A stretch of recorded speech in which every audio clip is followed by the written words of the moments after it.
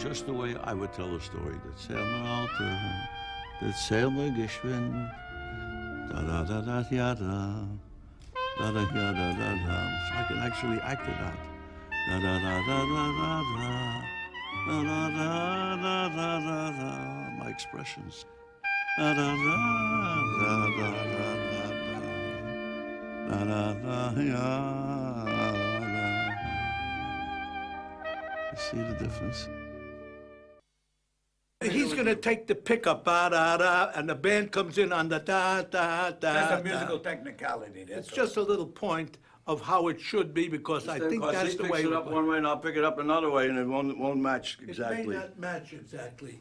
So let him pick it up the way he feels comfortable, and that's the best way to play. When you're comfortable, it comes out right. I know we did a thing one week that we didn't stop for that week.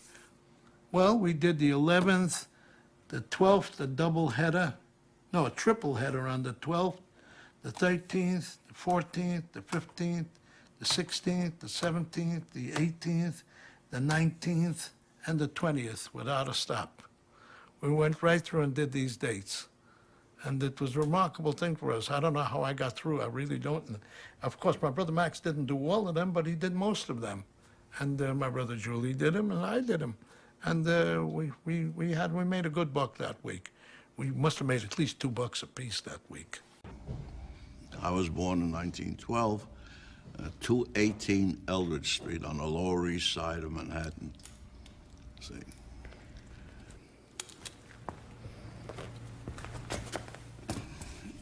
My father came from the city of Pinsk, and my mother came from a little town near Pinsk, not too far away. It was called Libeshay. And they came here around 1906, 1907, something like that.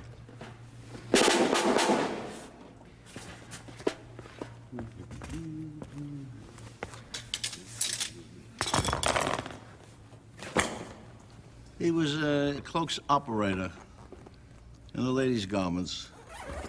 And of course, the hours that they worked in those days were unbelievable. He used to go away in the morning to work and then come back till late at night.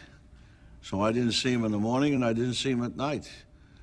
And that's the only time I saw him maybe was on Sunday, because they worked 6 days a week, sometimes 7 days a week. Every screw and nut and bolt here has to have a feel. That's it. I started to play music when my brother Willie was born.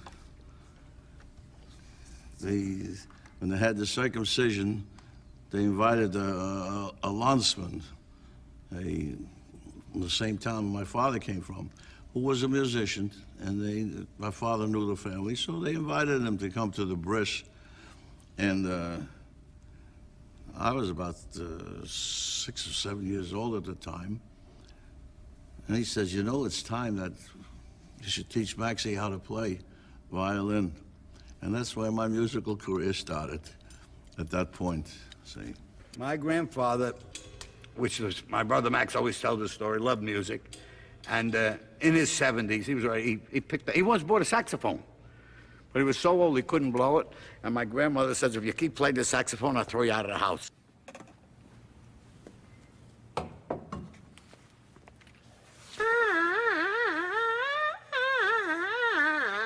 He would have loved to be. He said to me once, if I was born in America, I would have been president.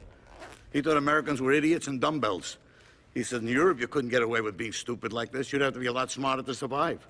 He really felt it, and he always said he could have been anything in America. Easy, he said. I look around at the American people, they don't take advantage of what's here.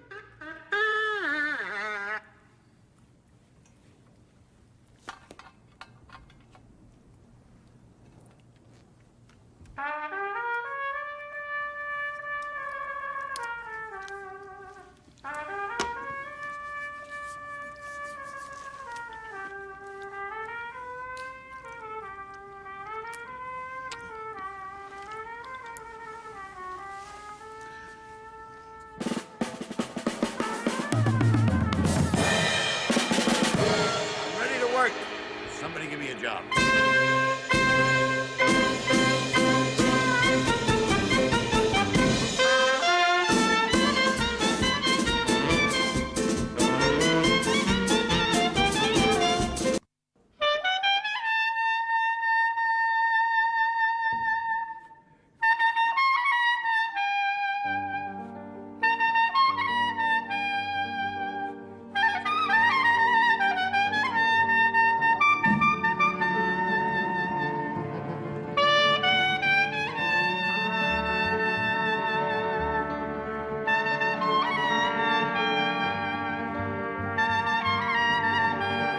The most important thing, if you realize what we're doing here, the most important thing is that the music of our day when we were youngsters has come full circle. And we're back again to where we started. Because we're playing now the music we did when we were youngsters.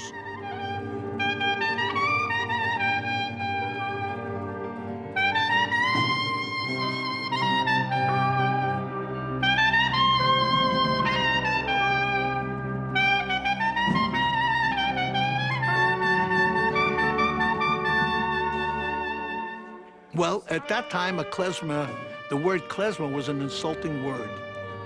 It meant an itinerant musician, and when they came to this country, a lot of them were playing in backyards and people were throwing pennies out of the window.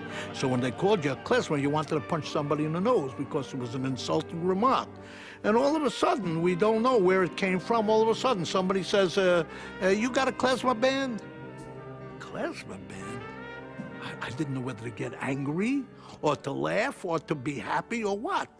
I mean, what do you mean you're a klezmer band? Well, you know, play Jewish music. Of course we can play Jewish music if you wish for us to play it. We'll certainly play it. And this is where the thing began. Now, when you say full circle, you got to remember that it dropped dead for about 20 years, 25 years. The thing more or less dropped dead. And then all of a sudden, there's a tremendous demand. Now, we have the youngsters today to thank for this. Because if it wasn't for them, I don't think this thing would have ever come back again.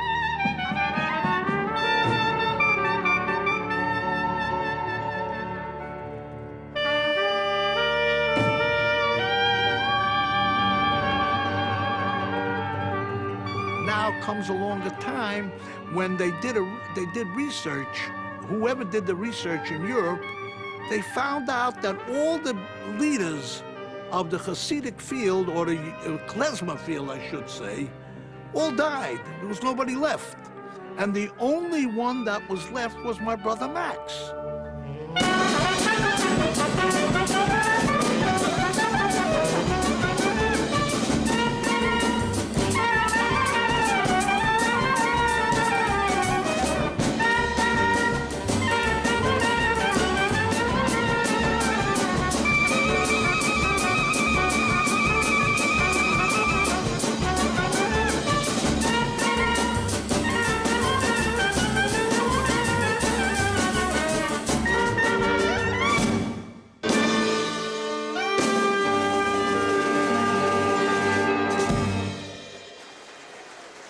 And then one day we got a call from Joel Rubin. That's how it came about. He came to visit me. He came to visit Max, and he did an interview with Max. And they realized that all the klezmer musicians that came in from Europe, the master klezmorim of those days, are all gone. He, having played with them, my brother Max, having played with them, was really a master in that sense.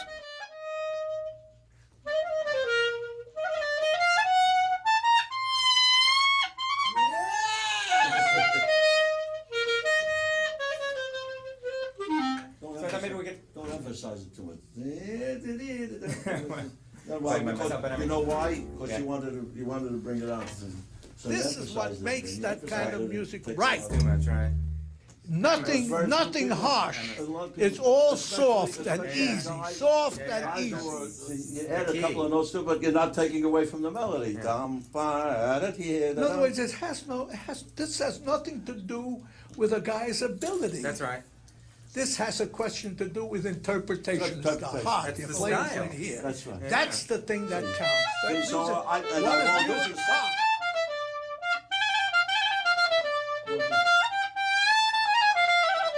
Not that da da da da da da da. But bend it. I love you.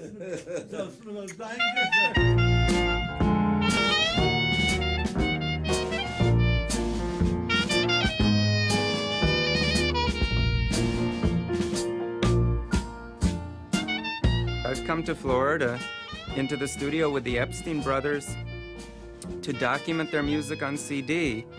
because when musicians like them aren't around anymore, this tradition has to be documented. It won't exist anymore.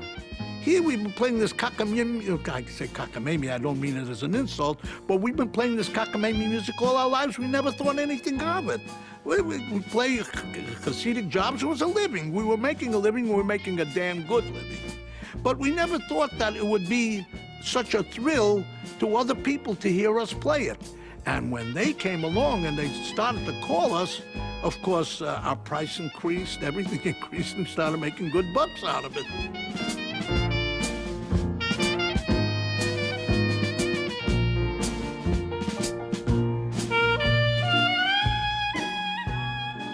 From there, all of a sudden, we get a call from Joel if we want to go to Berlin to play a concert. Well, that sounded very strange to us, considering where it came from. When you think about it, Berlin is a pretty tough place for this type of music to sell. But we didn't think anything of it. When Joel called us, he says there's a demand for it. So we went and decided that we would go.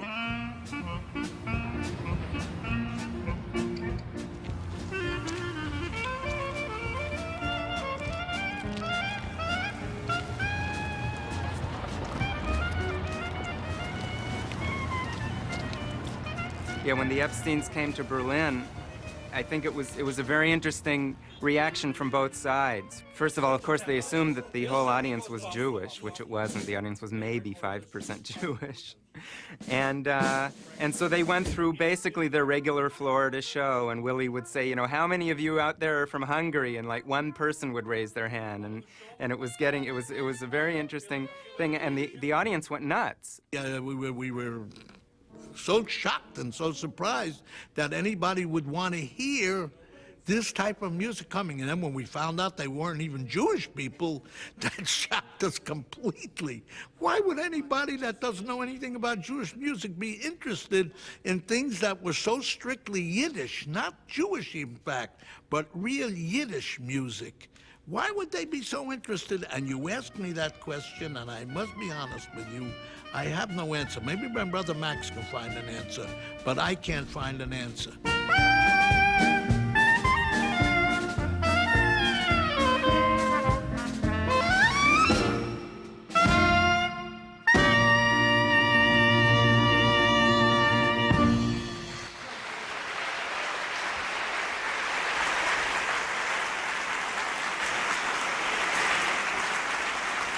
Ladies and gentlemen, people often wonder, where does all that talent stem from?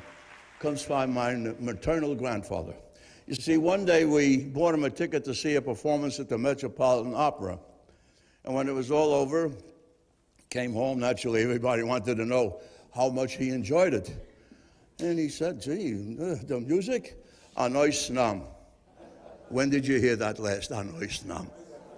Must be something real good. And the actors, he says, hoo-ha. How can you explain hoo-ha? It's impossible. But he said, I would have liked to have heard something, since he was very, very religious, Orthodox, something that'll give my kitzel ban hearts, tickle the cockles of my heart. So I sat down, I wrote a piece of music, and I tried to put English lyrics to it. Didn't work. It's nicht geklept, you know what I mean? Couldn't stick. I found out one thing. Jewish music has to have Jewish lyrics. My mother came from a small, I would say, little town near Pinsk called Libeshay. That was the name of the town, and my father came from Pinsk. That was on the border, and that kept changing from one country to the other. First it was Poland, then it was Russia, and it was Poland again, and right now I don't even know what the heck it is.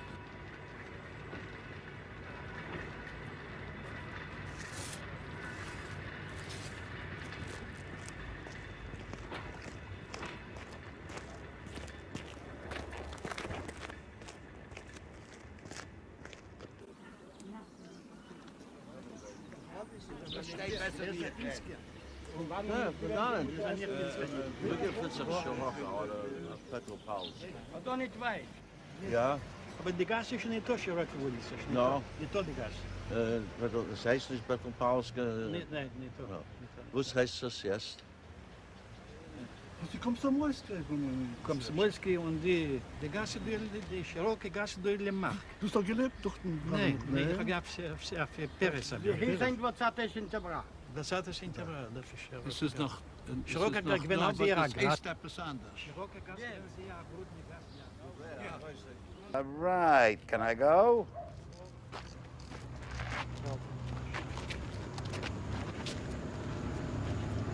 Okay. Willie, get the picture.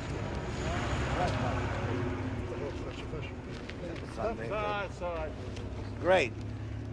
Let me get. Oh, it's very good. A happy birthday. Perfect. See, this doesn't flash. You don't have to flash. You got daylight. Yours flashed. Well, that goes automatic. That's Yeah, the cheap camera. Why are you doing that? You're playing the F minor. Play the whole passage. I don't know. Because of him, we are here today, not because of me. Because I am a trumpet player. And from him, I learned what I know. My brother Chai learned from him. My brother Julie learned from me. Showed Julie how to play a Freilach the first time on the drums. He showed it to him how to do it.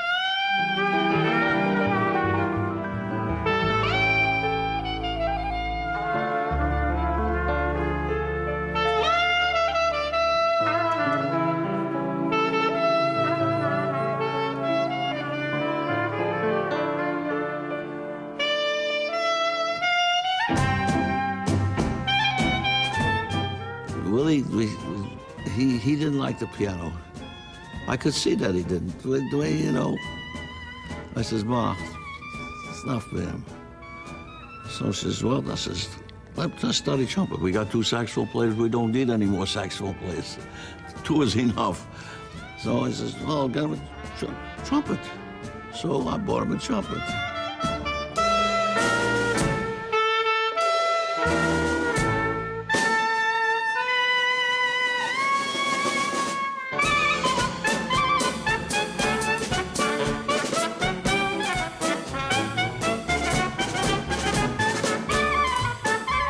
I'm 14 years older than Julie. And he was about 8 or 9 or 10 years old around that time. So it's time for him to learn how to play something. My father's the crazy one. He wants to play drums. Nothing crazy about that. That was Saturday. Monday morning, I had a drum pad for him. I had sticks for him.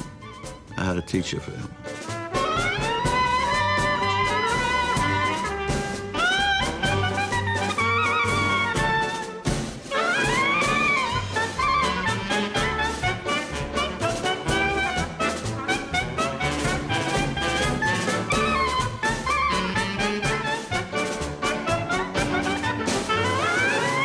Mother used to sing all day long. She had a very pretty, sweet voice, and she used to love to sing. I never thought twice about it. She used to sing in the house. She was working around the house. She would sing. A cousin of mine, Sylvia, she played a little fiddle. And my cousin Willie, he played trumpet. My cousin Irving Lazaroff, he played saxophone. And we used to get together and we would sing and we would tumble and we would carry on. And this is how we built our musical background, was built up from a family who loved music. We loved music. How about the holidays? The holidays we used to play in my grandfather's house. And then we used to play right after Yom Kippur. So we would gather at my grandfather's house. We'd clear out the living room. Everything would be moved out, every stick of furniture. And we used to set up the band with professional musicians. My cousins would play them, and then we start playing. And we would be dancing in the living room. And all What the living people, room? There's no such a thing as a living room then. It was a dining room. Dining They room. never had a living room. Right, the dining room. You happen to be right. It was in the dining room. And all the windows were open. It was warm. It was summer weather yet. And all the people in the neighborhood knew about They this knew thing. about They this knew on thing. the holiday there would be music.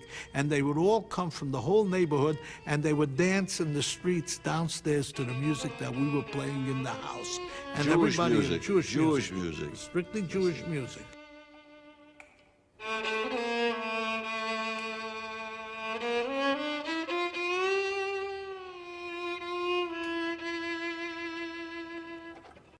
I was the fifth Epstein brother. I was into all of the ins and outs of their personalities. Sure, they fought like cats and dogs, absolutely. I always found it fun to watch and listen to them fight because, generally speaking, they only fought about things that mattered. And each one had a valid point to what he was making, and to a certain degree stubborn. Oh, sure. You're on Allen Street now. All of these places were either Romanians Well, or Allen Street is the Hungarians. continuation of First Avenue. That's right. No, First Avenue is a continuation of Allen Street. Well, okay, it's which way you headed. This was the center of klezmer music in Brooklyn. Right here, Pitkin Avenue, which of course was the shopping center. And this is where they all those people lived. On your left is the Grand Paradise Ballroom. Very famous, very busy Hasidic place. More Hasidic weddings took place here during the time that I was working for the Epstein brothers. And that was a real Altishke place, but it was very, very busy at one time because it was inexpensive and they had klezmer parties there. How many parties went on at that time? Oh my goodness. Thousands of them, because the Jewish population of New York City at that time was pushing up into a million and a half. And the families in those years had a fairly large amount of children, anywhere from 3 to about 6. And there were constantly bar mitzvahs and weddings and things like that going on.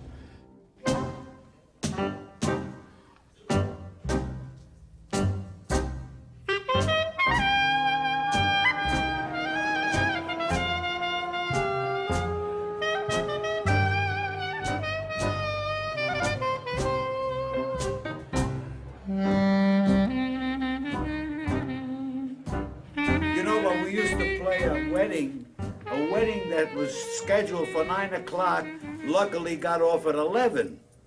And dinner at 1 usually took place at 3. And instead of going home at 3, you went home at 6. Do you know how many guys you could play in 7 hours? An awful lot of songs. And that's what had to happen. You had to have a And that's if big repertoire. and that's if the rabbi Very came on large time for repertoire. the ceremony. If the rabbi didn't come on time, if he had Yeah. 3 ceremonies that night, forget about it. You went into the crapper because you didn't come home. We had bagels and lox on the way home. I had to be at the studio at 10 o'clock to rehearse from 10 to 11. And 11 o'clock the program went on. And here at 8 o'clock in the morning, I wasn't home yet. I was still playing the affair.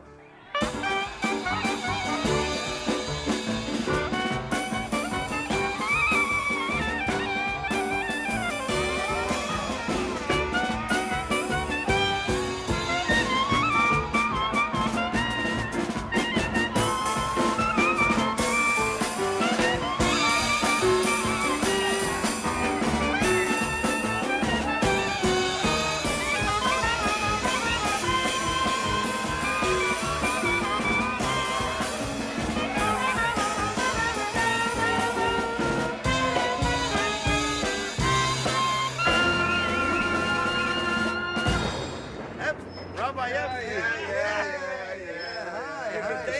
How you doing? I remember. What you remember? Do you recognize these faces? Oh, sure. Oh, sure. Those are the Epstein brothers. You know when they played by the old Grand Rabbi of South. Tell them the nigga. See, this is in 1965, 66, 67. Yes. I remember those days.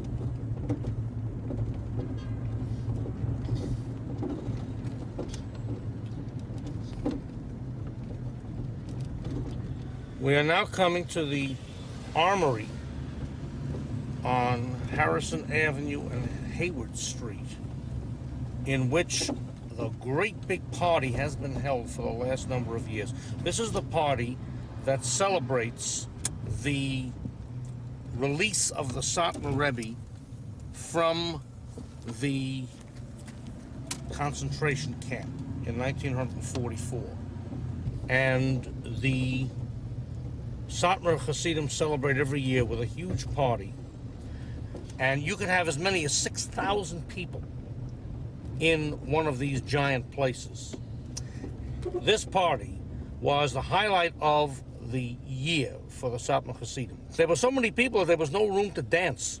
You saw a sea of black from the hat and the beards down, and a little bit of white for the eyes in that area. And we had the honor and privilege of playing for the Satmar Rebbe. Well, we played, we blew our heads off, we were purple by the time I got through, and the Rebbe looked up, he looked at the band, he said, "Die music klingt sich sehr schön." He spoke in a voice high like that. "Sie klingt sich sehr schön." That's all his followers had to hear. He liked it, they loved it. Bang, overnight, music business galore. The Folgers jumped off the hook. And that really put us into the Hasidic business 100%, overnight, full. And then we printed business cards, we put our names on it in Hebrew, and it became a very popular thing to have an Epstein Brothers orchestra. And being there were 4 of us, each one could go on a job, which, enhanced our income. They got an Epstein brother, a Epstein brother. They were the ones that set the pace in the wedding business between 1967 and 71. They had the best musicians working for them. Their bands always sounded good. They were the #1 band in the Hasidic field, and obviously they must have been doing something right.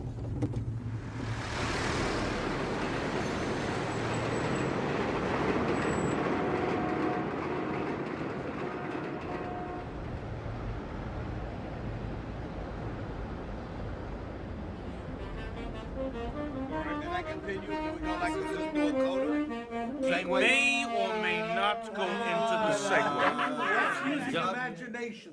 No, I think I'll.